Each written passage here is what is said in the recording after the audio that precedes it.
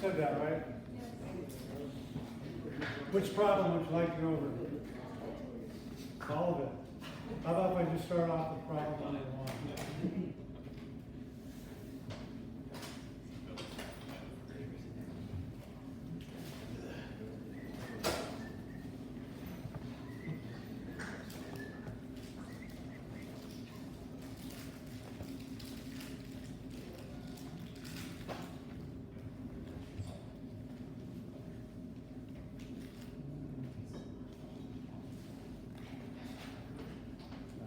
Oops.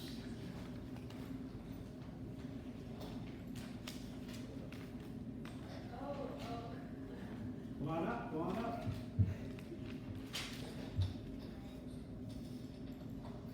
Don't be bashful, we want to.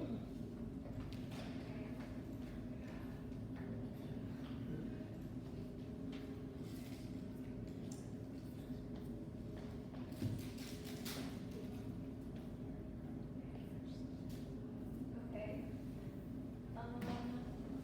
So according to the values we have here, it's just the potassium level that stands out a lot.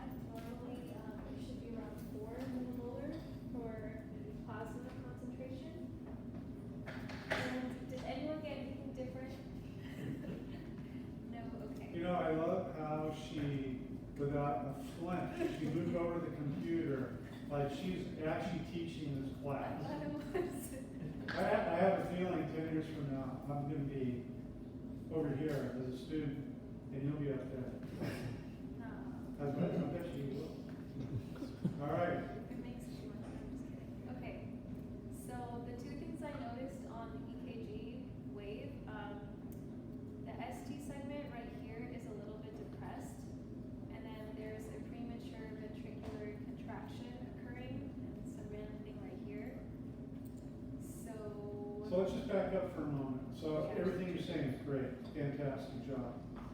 But if you look at that EKG, let's just talk about that algorithm I gave you.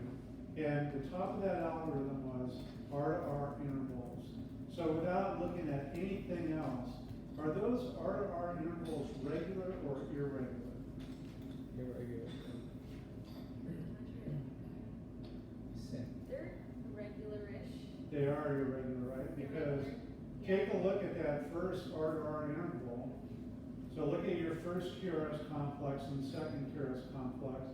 And it looks like, I'm just guessing, that maybe there's 10 small boxes between those two. Do you see that? 10 little boxes approximately. Now let's look at the R-to-R interval between the second QRS complex and the third QRS complex. How many little boxes do you see there? Like 25? Yeah, about. That's approximately right. That's exactly right. So the R-to-R intervals are not regular. They're very irregular. So right off the bat, you know there's an arrhythmia. Yeah. And the question is it coming from above the ventricles or is it coming from the ventricles themselves? And one of the things that's part of the algorithm is that you should be looking for a P wave. I don't see a P wave on that second QRS complex. Do you? And then that defaults us on over to the other arm, which is, do we see a QRS complex that's wide and bizarre looking?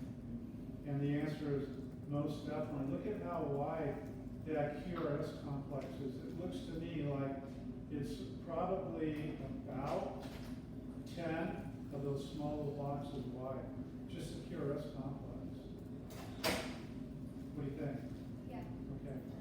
So based upon all that, hello there. We're really happy to see you, Mr. Maki.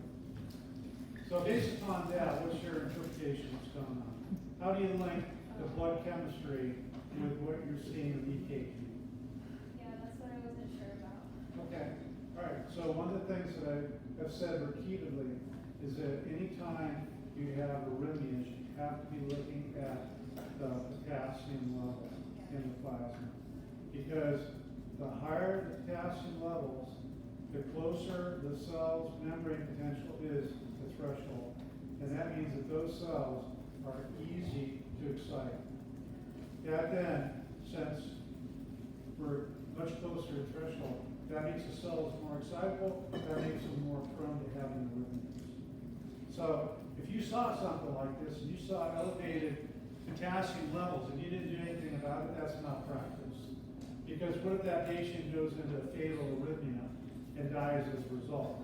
You've got all the data in front of you, sit there and go, why didn't you try to correct for potassium? That would be the question a lawyer would ask a doctor. And the answer is, I don't have a good excuse. So, anyways, that's the answer. Okay? So you did the right things. You wrapped that, you sat and said, there's something off with potassium. You recognize that there's obviously something wrong with that EKG. You just have to connect the fact that potassium is such a darn important ion in terms of controlling the excitability of cells. So you gotta always be looking at that. Okay, good job.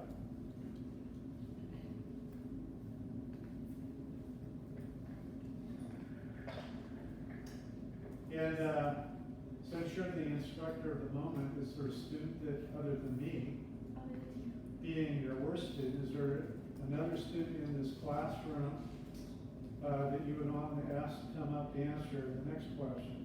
Yeah, we can ask Louise.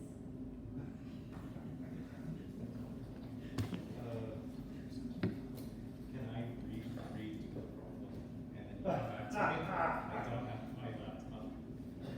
Well, I'll do it right now. is there another student you want to ask a question of, Louise? See the hand out here, Louise? Resident cardiologist. Did you think that maybe Jonathan should go there and try to answer the question? If I have to fix all of it.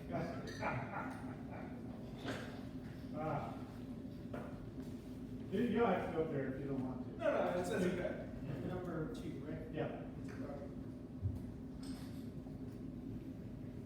Nobody has to go up there.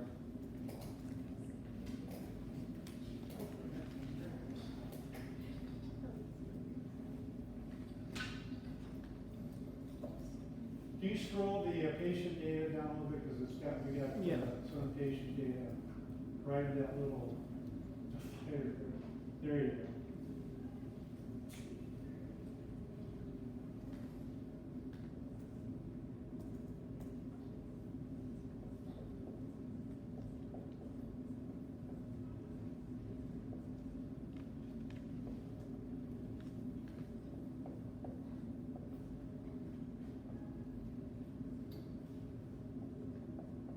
Okay, now a prerequisite for being a good instructor, which I'm not, is having a good penmanship. You've got good penmanship, so I think we identified another potential professor at the University of Auburn.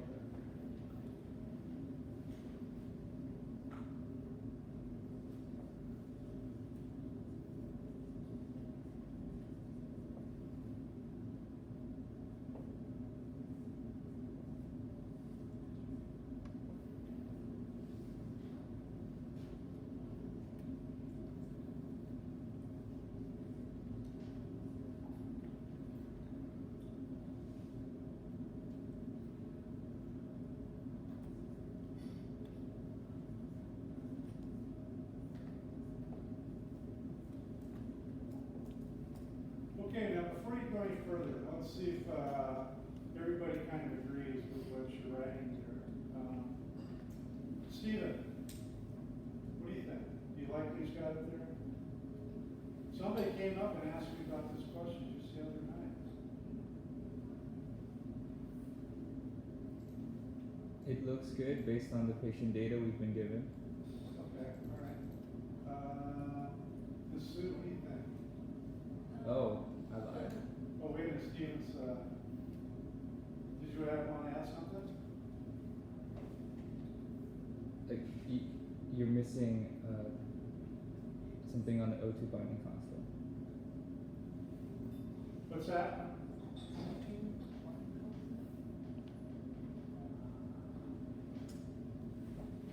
Are you happy with that, Jonathan? Oh, units? You can put your units in there, yeah, that would help. Units off, you stop.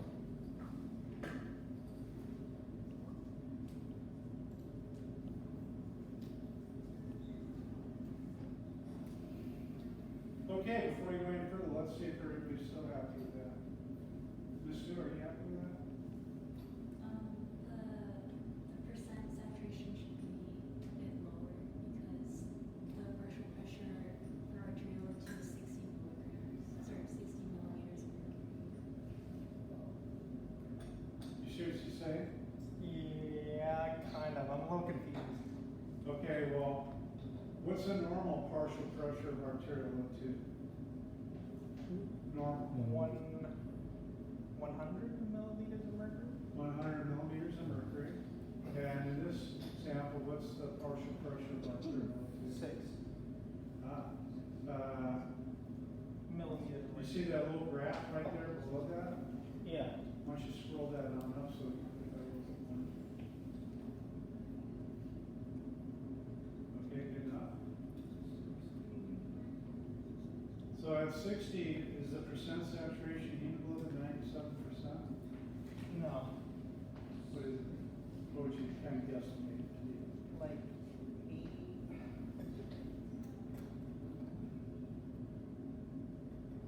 Maybe like 85, 80, That's a 87. good number, yeah. So you gotta adjust your, there you go.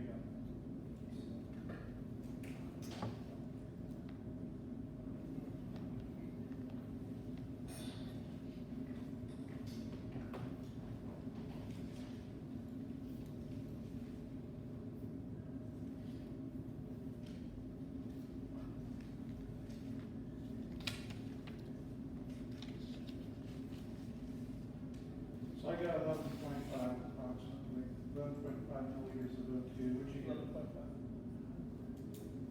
Is that what you got? Because I used 0.97, it was a little higher. Yeah, so we got 10 times 0.9, so that's 9. 1/3 of 9 is 3. So add 3 on to 9, it's about 12 milliliters of O2 per 100 milliliters of blood. What'd you guys get? Anybody get a more specific answer?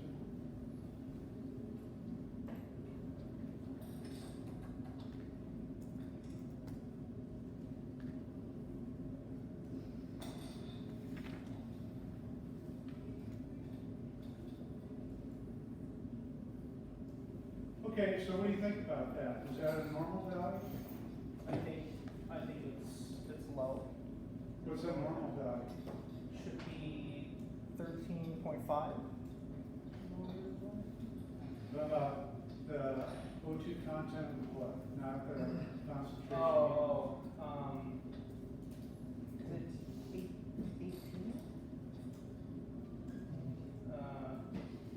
Textbook value is 20 milliliters of O2 per 100 milliliters of blood. So what do you think? Are you concerned about this individual? Yeah. Yeah, I think so. They're about 60% of normal. Yeah, depending upon what else is going on. Yeah, we want to try to figure something out with that. A relative of mine is having some issues with different blood cells, and his hemoglobin's at 10. He's not concerned at all, but you know what? When he walks, he gets short of breath, and he wonders why. Well, there's the answer why. Because he's not making enough red blood cells. He doesn't have enough hemoglobin in his blood. All right, good. And Louis says he's up to number 3, right? Or you? Yeah. Do you need more time? Good. How are you so far? This whole thing?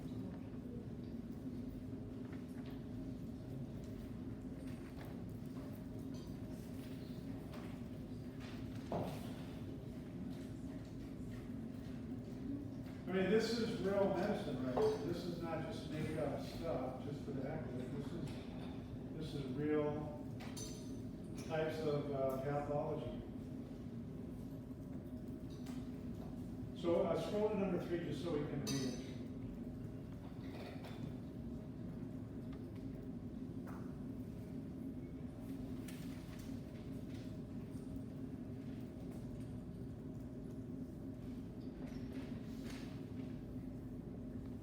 Hey, Luis, I'm sorry to bug you on this. Can you scroll back up so we can actually see the values for We're getting a problem.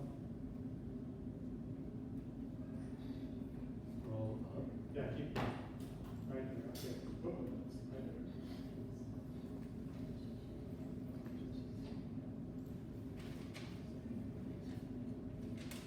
Okay, wait a minute.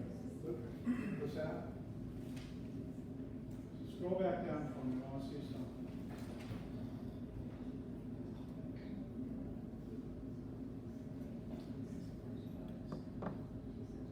Go back up.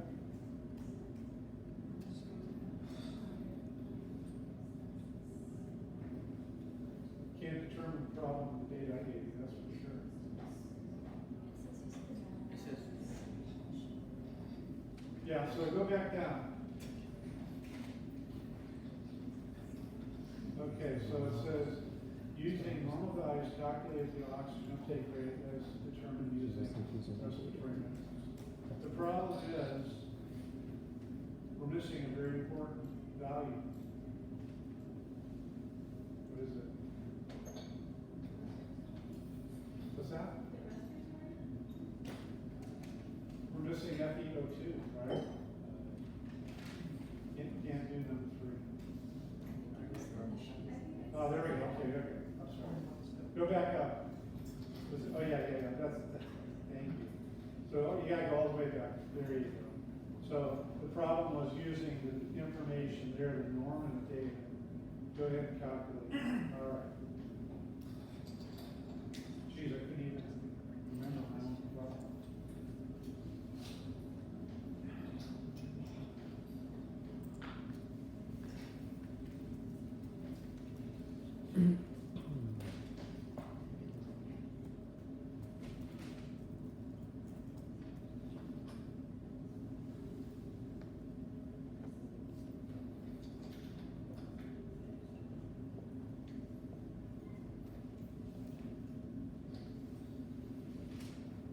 Good so far.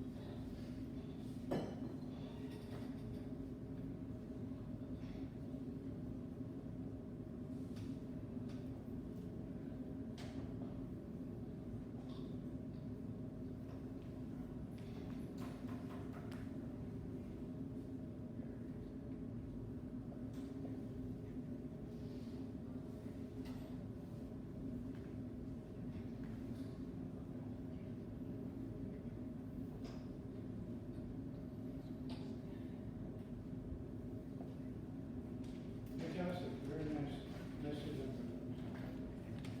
Anybody have a different answer? Good job. All right, number 4, calculate the oxygen uptake rate of a normal person across using the 50. Anybody gonna take a shot at that? Yeah, were you looking at me to volunteer or?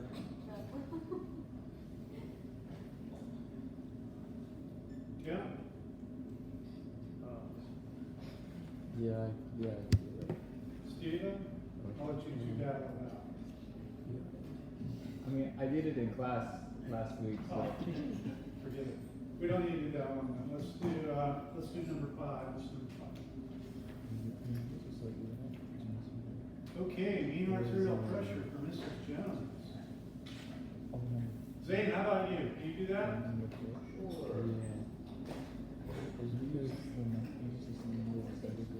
So scroll so we can see the actual data for number 5.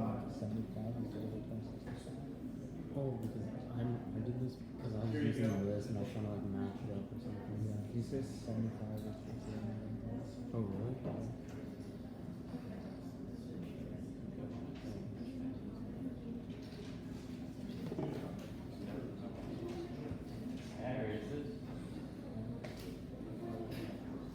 Yeah, go ahead and raise it.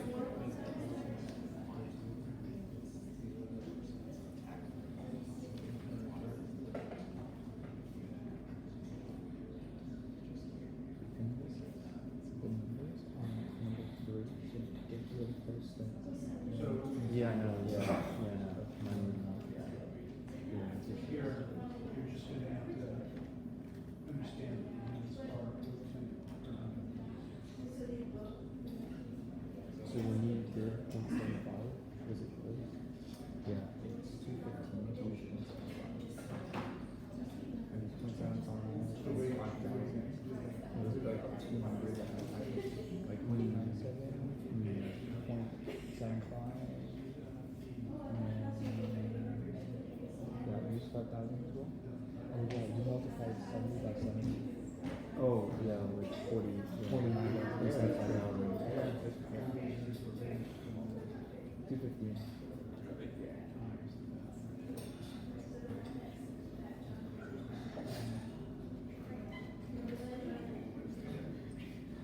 So you know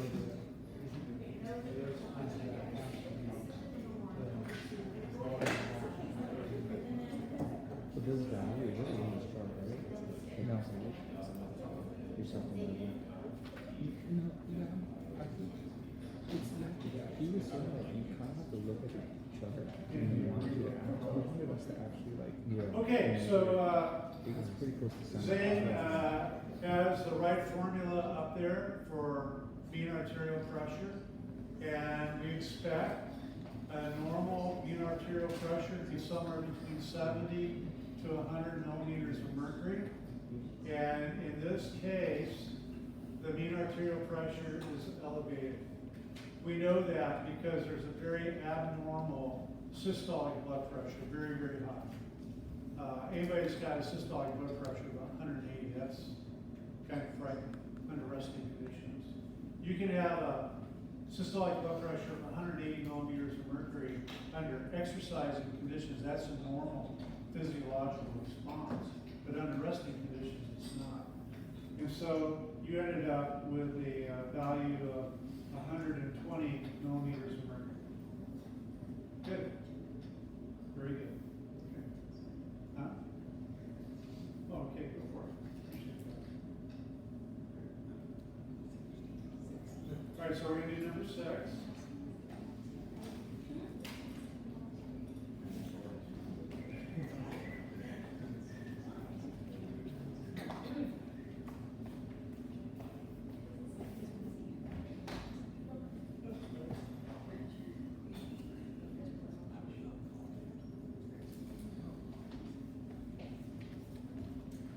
Okay, so it says based on the following information, determine stroke volume ejection fraction.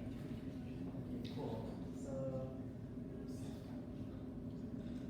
number 6 is trying to find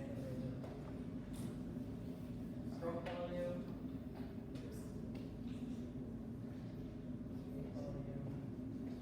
Which is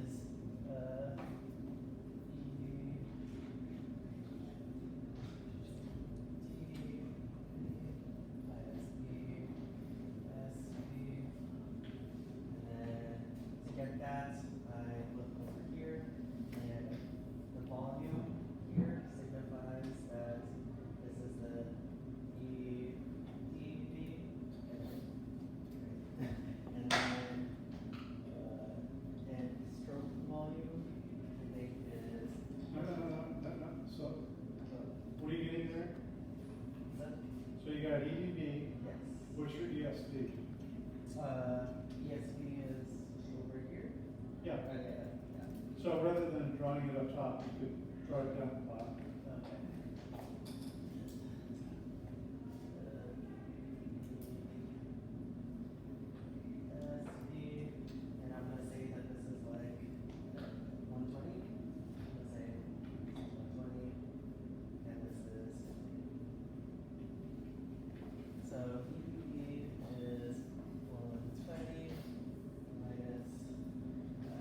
showing you what? Milliliters. Of? Milliliters of what? That's right. It's okay. Yeah.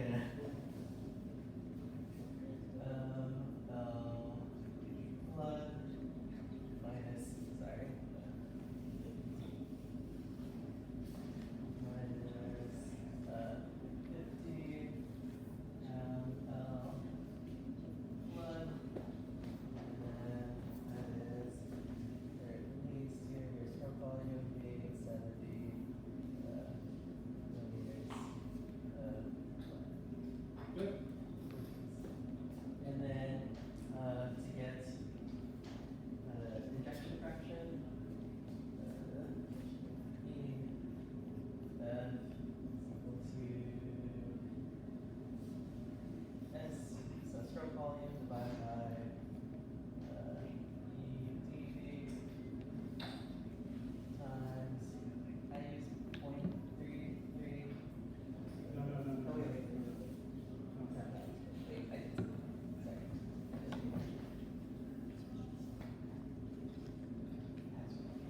Oh, yeah. Times. Very And then just fill in with what's here. So ejection fraction is equal to stroke volume, which is 70. 70. And then the ED is 120. And times 100, and that is 88.38%.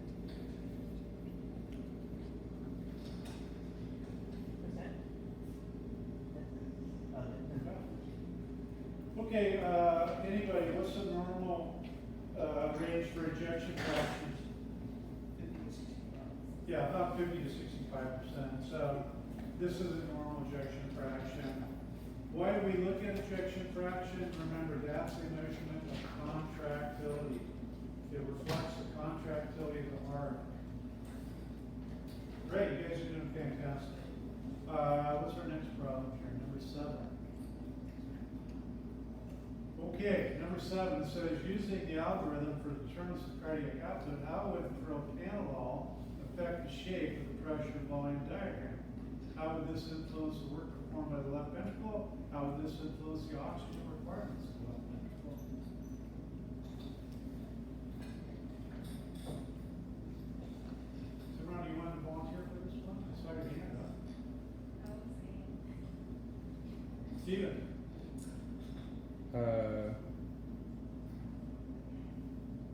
Should I just answer it verbally? It's fine. No, not. Oh, she said non-verbal. Wow. Okay. She said, well,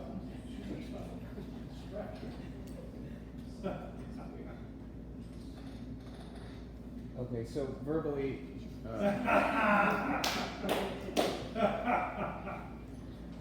propranolol is a beta blocker, so it would bind to beta 1 adrenergic receptors as an antagonist, and it would prevent muscle contraction. This would result in a decrease of the heart's force production. Directly, propranolol would increase ESV, resulting in a decrease in stroke volume, which results in a decrease in cardiac output. Okay, so can you just go up to the board and just redraw that pressure volume blue, that pressure volume diagram based upon what you just told us?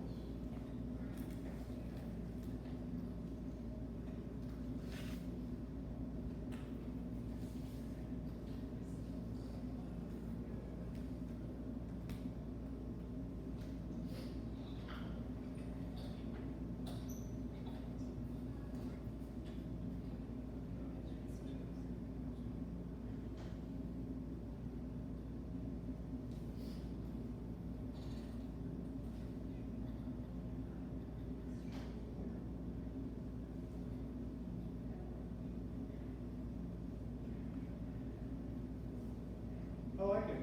That's good. The important thing is you realize that ESV was gonna go up, and that narrows this pressure volume diagram. So now let's think about the next part. What's happened to the amount of work that the heart is having to perform during each cardiac cycle? It would decrease.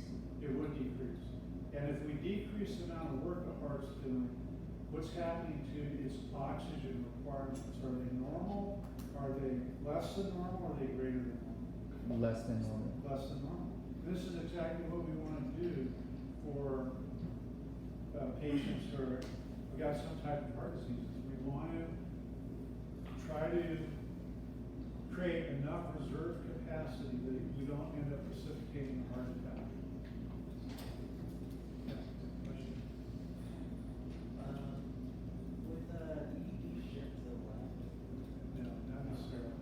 The most important part here is just to sit there and appreciate that we're talking about the ESD side of our algorithm.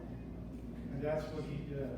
And he recognized that ESD is going to go up and it's going to narrow the pressure volume diagram. It's going to reduce the amount of work. It's going to reduce the oxygen requirement of the myocardium. And those are all good things. And on top of it, you could even have an effect out on the arterial vessels where they relax so that your peaks aren't quite as high. But I'm not expecting you to go that far in your analysis.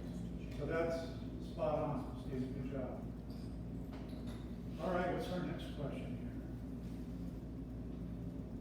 So, Wait, sorry, I have a question. yeah, Would beta blockers not affect your heart rate? they could, yes. So if you added that in there, that would be important. So if you did that, you said, oh, I'm going to cause filling time to go down, and I'm actually going to cause my EDD to go up. You're thinking, that's great, that's awesome. Yeah. Okay, using the algorithm for determining cardiac output, how would left AV valve stenosis impact the shape of the pressure volume curve? I have our target, I say target. Pat, what do you think? Are you up for this one? The afterload of the left ventricle would increase, so the EDP would shift to the right. Okay, all right. Megan, how about you? We have stenosis of the left AV valve. Exactly. So, if the left AV valve is being narrowed, then I said it would shift to the right. So the opening of the AV valve has become narrow, which is what you said. So will we fill up the left ventricle with more blood or less blood? Less blood. Good. So we're filling up the left ventricle with less blood. What arm are we in? Are we in the EDV arm or the ESV arm? EDV. So EDV is going to go Down. correct. Very good. So EDV is going to go down. And so can you go up there and just put in your shape of the pressure volume diagram?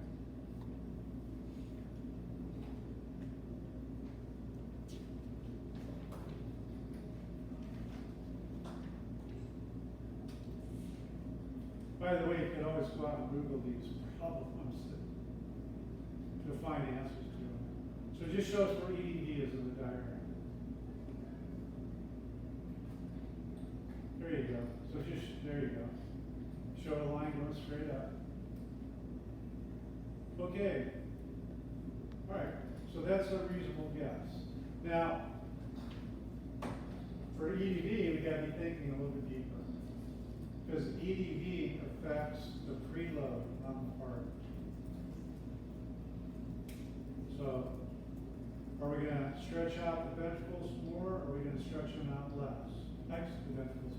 Yeah. Are we going to fill up the ventricles with more blood or less blood? The answer is less blood. Are we going to stretch out the sarcomeres more, or the same amount, or less? Less. That's correct. And if we stretch out the sarcomeres less, will they produce more force or less force? So what are you going to do to the top of that pressure bond diagram? Is it going to be at the same height, or is it going to be higher or lower?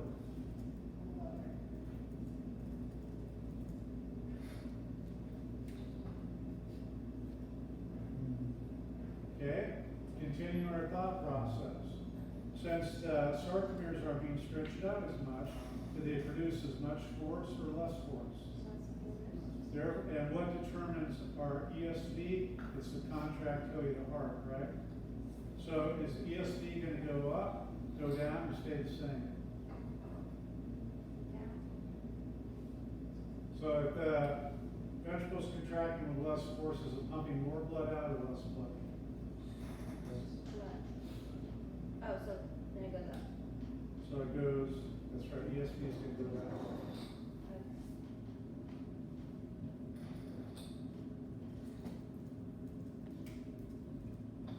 There you go, fantastic. Good job. That's it. And so, going back to that, so it says, this would affect ESV as decrease level. That's your answer, right? Yes, Okay. So this we're, is this. yeah, so, there we go.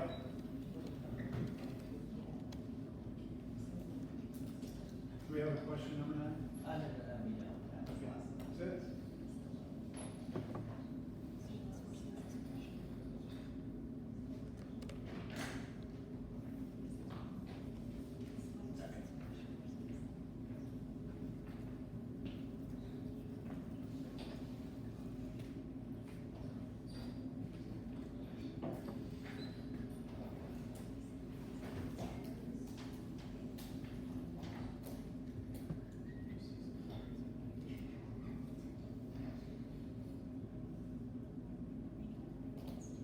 Okay, so here's what I want you to do, is using the Fick principle and using this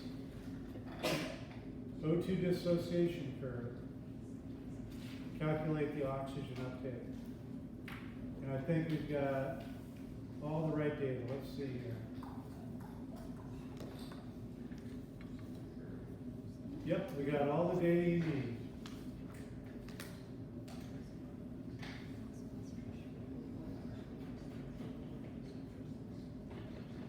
Are you calculating? So using the Fick principle, you're going to calculate the oxygen uptake using the normal data and the O2 dissociation curve that's given to you.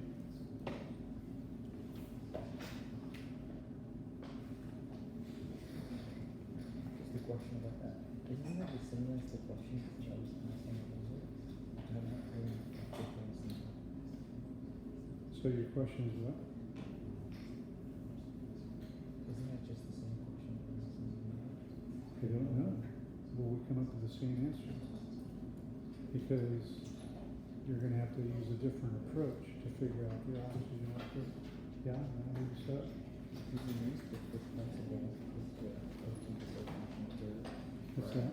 You use the Fick principle with the same O2 dissociation curve. Oh, was that one of our problems? Yeah. Okay, we're just going. Oh, okay. It's the one that we did in class last week. Yeah, okay, all right. Forget it, forget it. You guys have already done that one. Yeah. Stevens reminded me, we did that class last week. Okay. Is there anything else we need to cover? You got it?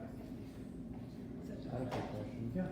How does, someone asked it before, but how did the ESV affect the Frank-Starling mechanism, like with the preload? Yeah. So Tim's question is about preload.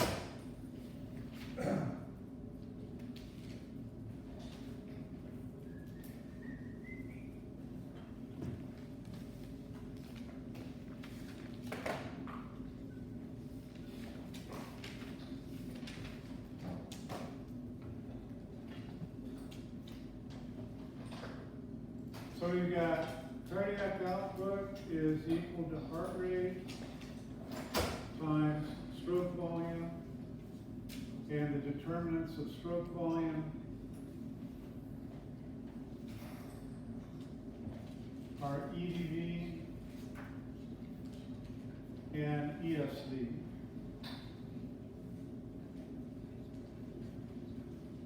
And the determinants of ESV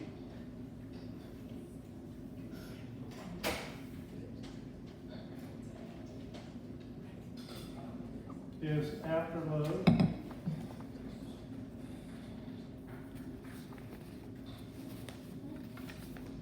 the Frank-Starling mechanism,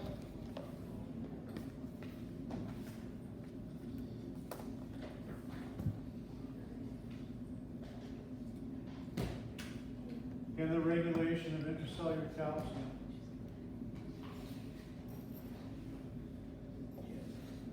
And EDV is the preload that acts via the Frank-Starling mechanism.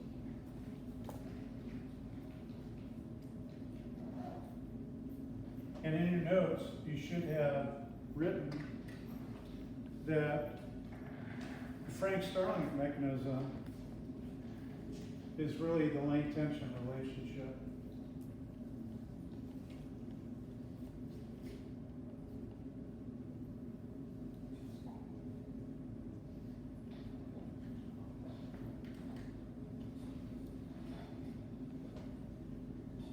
So when we're talking about the length tension relationship, you're going to say that there are three different regions. There's the ascending limb, which is here. There's the plateau, and there's the descending limb. And the heart operates in the ascending limb. So anything that affects preload, which is EDV, is going to determine where we're operating on the ascending limb. So if we increase EDV, then we stretch out the sarcomeres more. So we're operating in the higher region of the ascending limb. I see. Versus if we decrease EDV, now we're not stretching out the sarcomeres as much. And so we're kind of operating down here. So it affects our position on that graph. What's that? It will basically change our position on that graph. That's right? exactly Okay. right. Exactly right. And in so doing, that then determines the contractility of the heart, which then determines the end systolic pulse. Does that help? Yeah. Thank Good. you.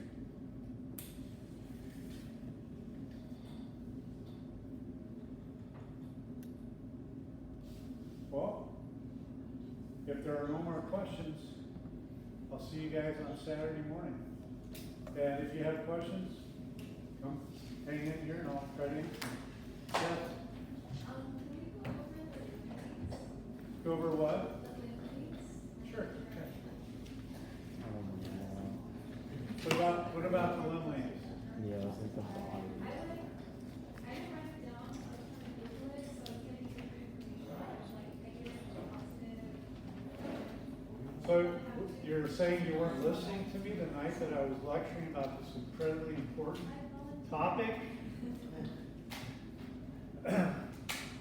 Why don't you come up and show us what you got for your information?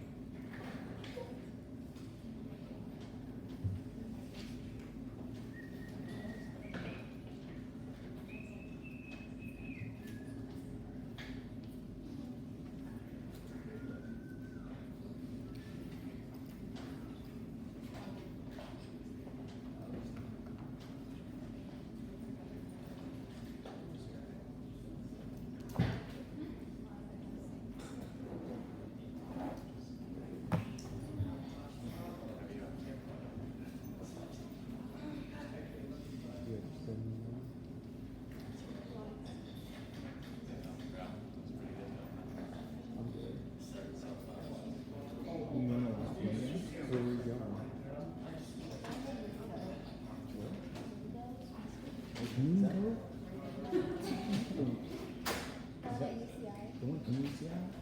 Damn. I've been wanting to go to that spot. Is it nice? I'm not gonna crash. Remember how it's really nice fancy beans? I mean the expensive. Do you know about those? The gesture? It's like $30 for what you're talking about. I've been wanting, yeah, I've been wanting to buy from there. Yeah. I'm really wanting to try it.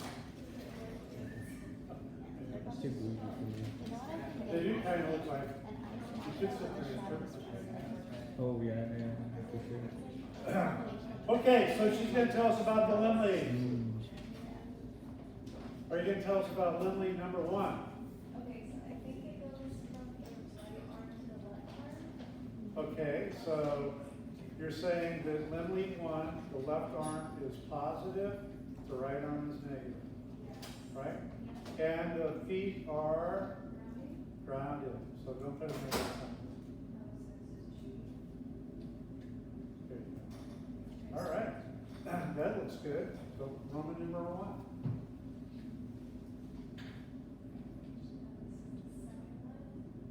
1. No? No? Okay. Lead 2, right arm to the foot. You can leave that arrow there, or that line there. Just sit there and think of a triangle.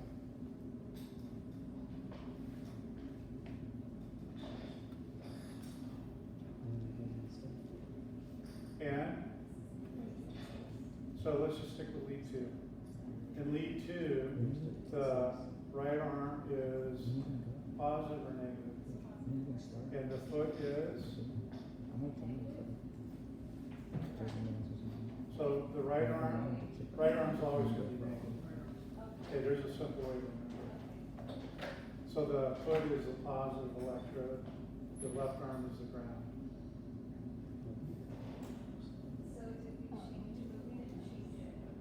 So did we change, but we didn't change it. So, yeah, so for 2, you're gonna write that the right arm's negative, the foot is positive. For 3, the left arm is negative, and the feet are positive.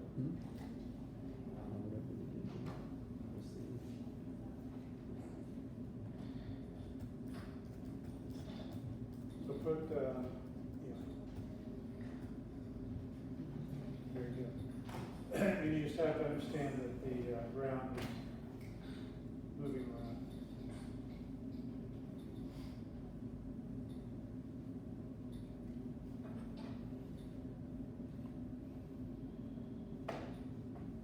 That's it.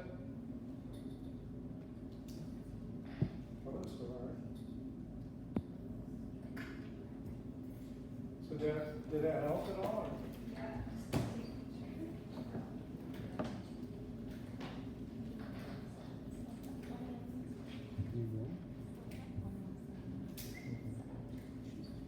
Okay, we solved that problem.